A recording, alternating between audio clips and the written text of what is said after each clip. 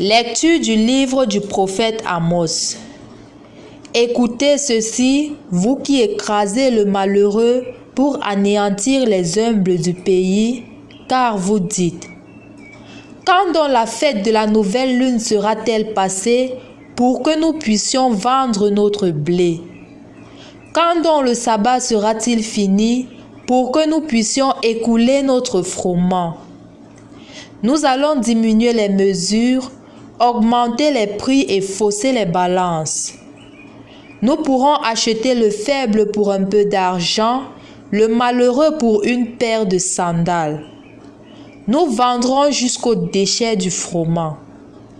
Ce jour-là, oracle du Seigneur Dieu, je ferai disparaître le soleil en plein midi, en plein jour, j'obscurcirai la lune sur la terre.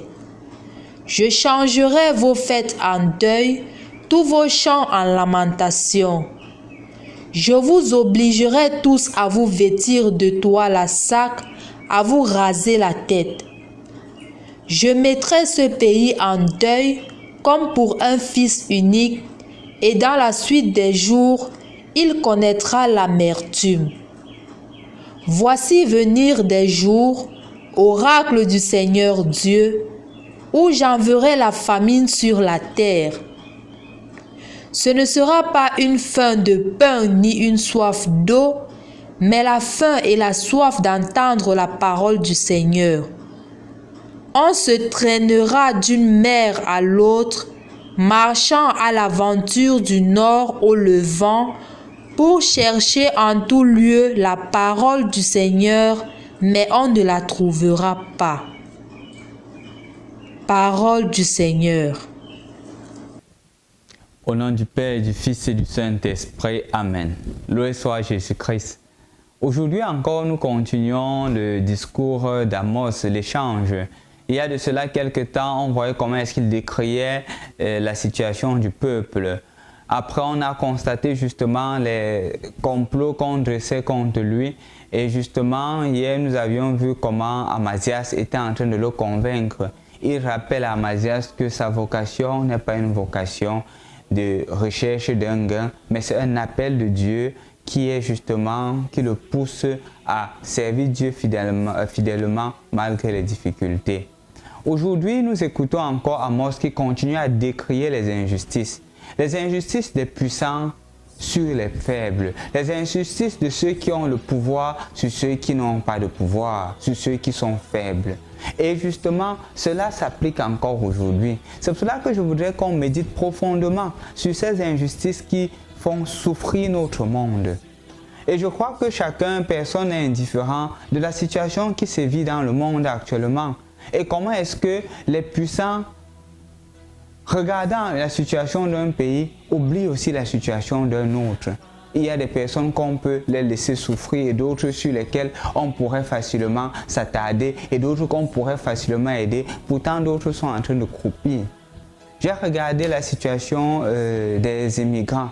Combien d'immigrants, il y a de cela quelques jours, sont morts parce qu'ils cherchent de quoi manger. Parce que justement, ils veulent une meilleure vie. Et on s'arrange à ne pas leur permettre cela au point de leur permettre de les laisser mourir. Sinon, nous-mêmes participer à cela. On reste indifférent. La personne parle. Les personnes meurent de faim. On ne peut pas parler. On reste là indifférent. Comme si justement ces personnes-là étaient de moindre classe par rapport à d'autres personnes qui meurent. Par rapport à d'autres personnes qui sont là et qui créent des guerres, qui créent des difficultés, qui créent des divisions. On se soucie on traite d'autres de crimes d'humanité et on ne voit pas justement cette petite personne-là qui meurt injustement, qui meurt au vu, au su de tout le monde parce qu'il cherche une vie meilleure, parce qu'il voudrait aussi avoir quelque chose pour vivre, parce qu'il voudrait aussi se nourrir. On reste indifférent. On reste indifférent parce que la valeur humaine a perdu tout son sens. On reste indifférent parce qu'on a perdu justement l'humanité. C'est ce qui se passe. Je voudrais aujourd'hui, mon frère, ma soeur, que nous prions pour ces Africains-là qui sont morts parce qu'ils cherchent un espace, parce qu'ils cherchent une meilleure vie. Prions sincèrement pour eux. afin que justement le Seigneur leur accorde le repos éternel. Mais plus encore, que le Seigneur touche nos cœurs, que le Seigneur nous change, afin qu'on puisse aussi comprendre la souffrance des autres. Je ne suis pas en train de dire ici qu'il faudrait minimiser ceux qu'on protège, non. Mais moi, je suis en train de penser selon la logique de l'Évangile qu'il faudrait donner la dignité à chaque personne. Et il n'y a aucune personne qui a une plus grande dignité que les autres. Et puisqu'il n'y a personne qui a une plus grande dignité que les autres, respectons nos frères, respectons-les parce qu'ils sont créatures de Dieu. Et donnons-leur aussi la chance de vivre. On ne peut pas lutter contre la guerre pendant qu'il y a des personnes qui meurent de faim. On est insensible. Sois aujourd'hui, toi aussi, celui-là qui n'est pas indifférent à la souffrance des autres. Commence déjà à regarder celui qui est autour de toi.